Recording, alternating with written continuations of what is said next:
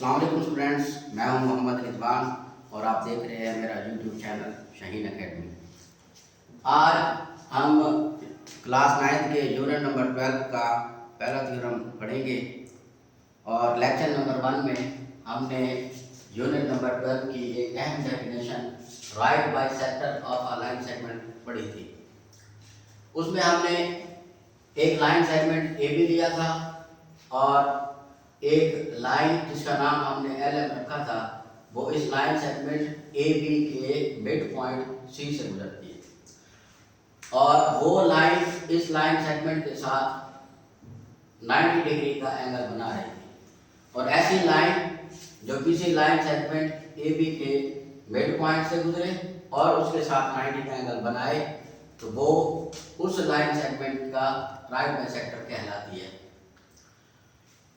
Theorem 1 की statement के मुताबिक any point on the right bisector of a line segment के लाइन सेगमेंट के राइट बाइसेक्टर पर अगर हम कोई पॉइंट लें, जैसे ये राइट बाइसेक्टर है L M line segment A B का, अगर हम इस पर कोई पॉइंट पी लेते हैं, फर्ज करें कि ये पॉइंट पी है,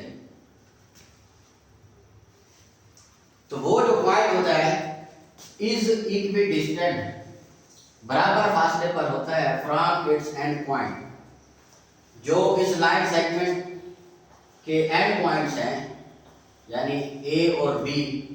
इस बी का ए से डिस्टेंस और इस बी का बी से डिस्टेंस ये बराबर होता है, यानी पी ए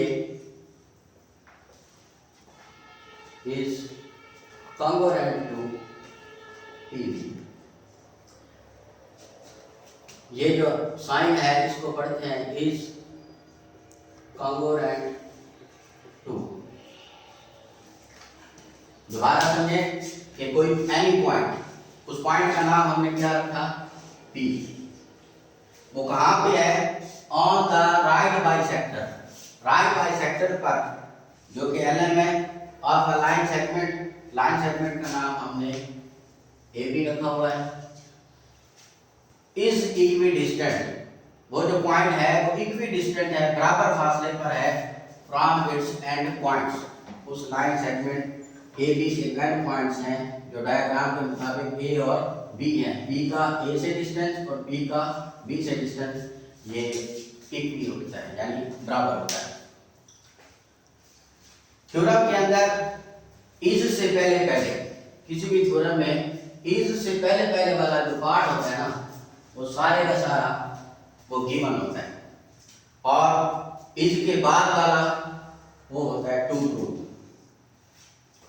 इज से पहले पहले हमारे पास क्या है? एनी पॉइंट है, पी है, यानी ये भी हमें गिवन है।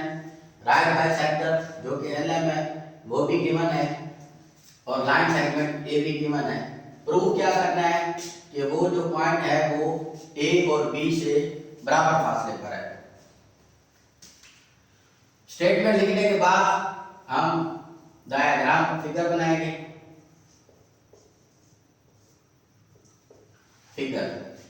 फिगर में हमारे पास ये लाइन सेगमेंट ए बी है और एक लाइन एल एम जो कि राइट बाइसेक्टर है वो इसके मिड पॉइंट से गुजरती है।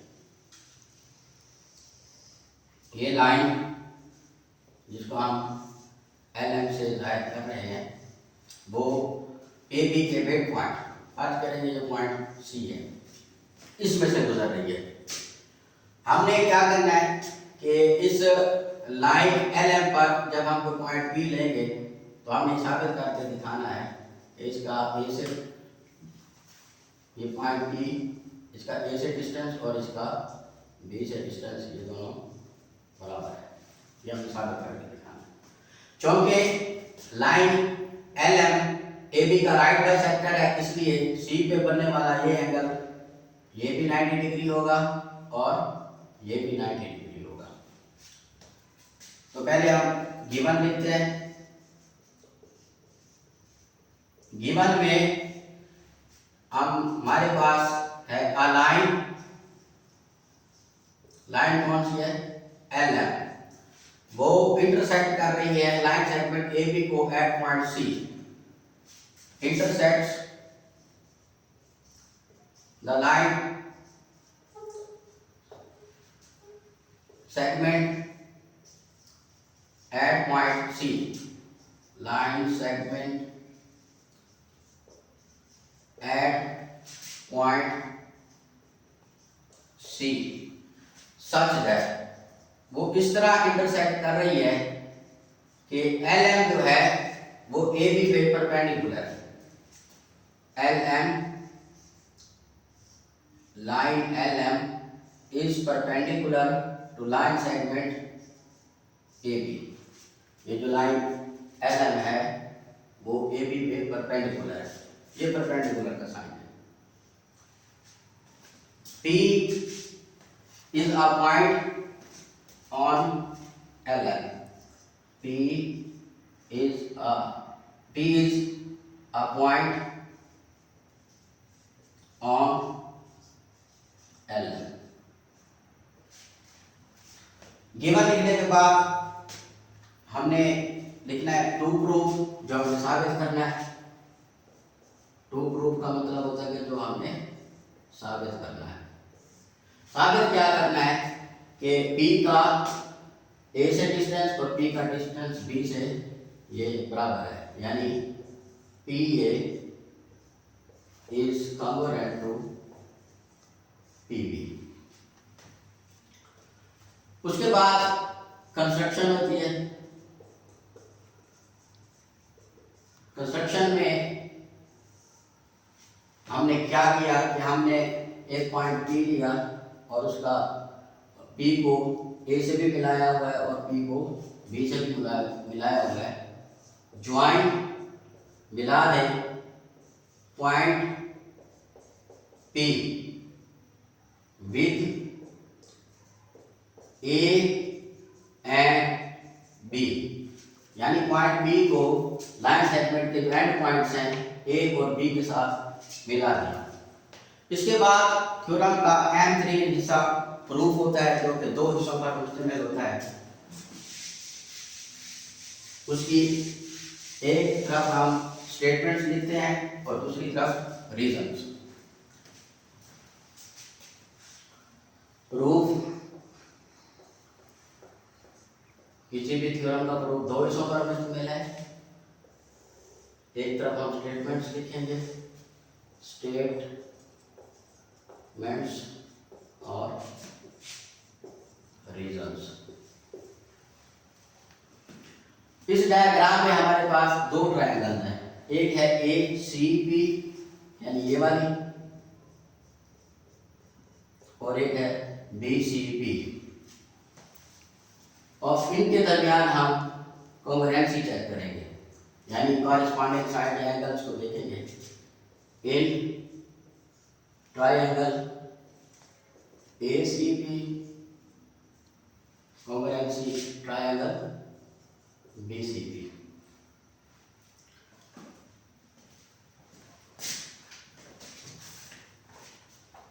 कॉन्ग्रुएंसी चेक करने से पहले आप देख सकते हैं कि क्योंकि जो लाइन LM है वो लाइन सेगमेंट AB का राइट बाइसेक्टर है, यानी लाइन LM AB के पर परपेंडिकुलर भी है और इसके मिड पॉइंट से भी गुजर रही है। अगर ये line LM line segment AB के मिड पॉइंट से गुजर रही है तो फिर ये वाला डिस्टेंस यानी A से लेकर C तक और B से लेकर C तक ये इक्वल होना चाहिए। मतलब अगर ये टोटल लेंथ है वो 10 सेंटीमीटर है तो राइट बाइसेक्टर है इसके मिड पॉइंट से गुजरा है, फिर ये लेंथ 5 सेंटीमीटर और ये भी 5 सेंटीमीटर। तो हम लिख सकते हैं कि AC is congruent to BC, और ये हमें गिवन है कि a line LM intersects the line segment AB at point C such that LM जो है वो AB पे परपेंडिकुलर है, यह भी गिवन है। उसके बाद ये C पे बनने वाला एंगल यहाँ पे भी 90 डिग्री का है और यहाँ पे भी 90 डिग्री है, डिग्री का है, क्योंकि LM जो है वो AB के परपेंडिकुलर है। Angle ACP is congruent to angle BCP, क्योंकि दोनों एंगल 90 डिग्री के एक लेफ्ट ट्रायंगल में बन रहा है C पर और एक राइट ट्रायंगल में बन रहा है, दोनों 90 के हैं और C पर बन रहे हैं, इसलिए हमने C को दरमियान में लिखा है। Angle ACP is congruent to angle BCP, वजह क्या है? क्योंकि एक तो जो PC है is perpendicular to AB, PC is perpendicular to AB, so that इस तरह के each angle at C equal है 90 डिग्री के, कि C पर बनने वाला एंगल 90 डिग्री है, यानी लेफ्ट ट्रायंगल में भी और राइट ट्रायंगल में दोनों जो है वो 90 डिग्री के बराबर है। उसके बाद आप देख सकते हैं कि जो PC है वो लेफ्ट ट्रायंगल में भी है और राइट ट्रायंगल, ये दोनों की कॉमन साइड है PC, ACP पे भी और BCP पे भी, ये जो PC है ये कॉमन साइड है दोनों में। हम लिख सकते हैं PC is congruent to PC, यानी PC के कॉन्ग्रुएंट है, इसकी लेंथ PC के ही इक्वल है, तो ये कॉमन है। AC is congruent to BC, ये ट्रायंगल की साइड है, ये ट्रायंगल की साइड है, और एंगल ACP राइट ट्रायंगल में एंगल BCP ये भी कॉन्ग्रुएंट है, ये इसका एंगल है, इसको A से एंगल को A से लिखते हैं, साइड को S से, और PC is congruent to PC side है, तो ये जो पार्सुलेट बनता है वो SAS। अगर ट्रायंगल्स की तीन चीजें कॉन्ग्रुएंट हो जाएं तो ट्रायंगल्स कॉन्ग्रुएंट होती हैं, जो कि ट्रायंगल ACP और ट्रायंगल BCP की ये तीन AC साइड BC के कॉन्ग्रुएंट है, एंगल ACP कॉन्ग्रुएंट BCP के है और PC जो है वो BC के कॉन्ग्रुएंट है, तो हम लिख सकते हैं कि triangle ACP is congruent to triangle BCP। वजह इसकी क्या है? SAS postulate. SAS पास्टुलेट ये है कि अगर एक ट्रायंगल की साइड एंगल और साइड दूसरी ट्रायंगल की कॉरेस्पॉन्डिंग साइड एंगल और साइड के कॉन्ग्रुएंट हो तो ट्रायंगल्स कॉन्ग्रुएंट होती हैं।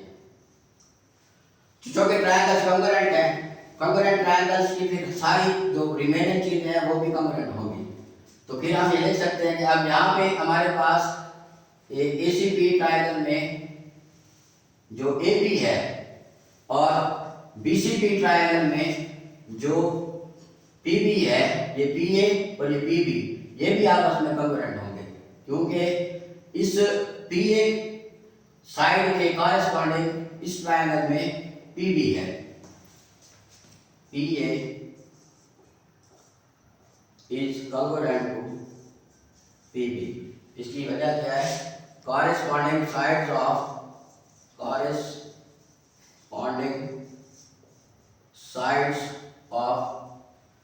congruent triangles, कि ये जो congruent triangles है ACP और BCP ये उसकी कॉरेस्पॉन्डिंग साइड है। इसके साथ ही आज हमारा थ्योरम नंबर 1 कंप्लीट हुआ। अब हम इस पर जरा रिव्यू करते हैं कि थ्योरम की स्टेटमेंट के मुताबिक अगर कोई पॉइंट लाइन सेगमेंट AB के राइट बाइसेक्टर पर हो, ये लाइन सेगमेंट AB था और ये उसका राइट बाइसेक्टर जिसको हमने LM से लिखा है, इसके ऊपर कोई पॉइंट P दिया है।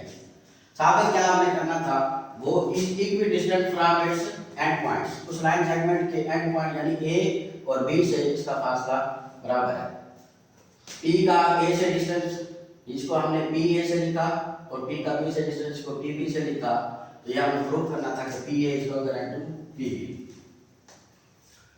इसमें हमारे पास एक लाइन LM थी जो कि लाइन सेगमेंट AB को पॉइंट C पर इंटरसेक्ट कर रही थी, तो हमने इसको गिवन में लिखा कि line LM intersects the line segment AB at point C such that, क्योंकि ये उसका राइट बाइसेक्टर है इसलिए LM जो है वो AB के साथ 90 का पॉइंट सी पर 90 का एंगल बना रही है, और इस line right bisector line segment A B के राइट बाइसेक्टर पर हमने कोई पॉइंट बी लेना था और उसको साबित करना था कि उसका ए और बी से डिस्टेंस बराबर, वो हमने यहाँ लिख लिया टू प्रूफ में। कंस्ट्रक्शन में हमने क्या किया कि बी को ए से भी मिला दिया और बी को बी से भी मिला दिया। फिर हम प्रूफ की तरफ आए। इस तरह जब हमने पी को ए और ये बी से मिलाया, इस तरह हमारे पास दो ट्रायंगल एसीपी और बीसीपी बन गए। फर्स्ट ट्रायंगल में एसी जो है वो बीसी के कॉन्ग्रुएंट है, क्योंकि इस ट्रायंगल में एसी जो है इस ट्रायंगल में उसके कॉरेस्पॉन्डिंग बीसी है, तो हम लिख सकते हैं AC is congruent to BC और ये गिवन है। फिर एंगल सी पर बनने वाला एंगल इस साइड पे भी 90 डिग्री है, इस साइड पे भी 90 डिग्री है, तो हमने लिख दिया angle ACP is congruent to angle BCP. वजह क्या थी कि जो बीसी है वो लाइन सेगमेंट एबी पर परपेंडिकुलर है, so that each angle at C is equal to 90 degree। फिर PC जो है ये लेफ्ट ट्रायंगल में भी इसकी साइड है और राइट साइड पे जो ट्रायंगल BCP है उसकी कॉमन साइड है दोनों में। PC जो है वो ACP में भी है और BCP में भी है, तो PC is congruent to PC, ये कॉमन है। तो ट्रायंगल की ये साइड थी, ये एंगल था, ये साइड थी, ये चीजों के तीनों आपस में कॉन्ग्रुएंट हो गई हैं। फिर हम लिख सकते हैं ट्रायंगल एसीपी और ट्रायंगल बीसीपी कॉन्ग्रुएंट है। वजह क्या है, SAS पोस्टुलेट यानी साइड एंगल साइड। तो अगर ट्रायंगल्स कॉन्ग्रुएंट हो जाए तो फिर उनकी सारी चीजें आपस में कॉन्ग्रुएंट होती हैं, इसलिए फिर PA के कॉरेस्पॉन्डिंग PB ये भी आपस में कॉन्ग्रुएंट है। वजह क्या है, corresponding side of congruent triangles. इसके साथ ही आज हमारा लेक्चर नंबर 2 इख्तिताम को पहुंचा। उम्मीद है आपको समझ आ गई होगी। कोई सवाल हो तो आप कमेंट सेक्शन में पूछ सकते हैं। तो वीडियो अच्छी लगी हो लाइक करें और चैनल को सब्सक्राइब करें।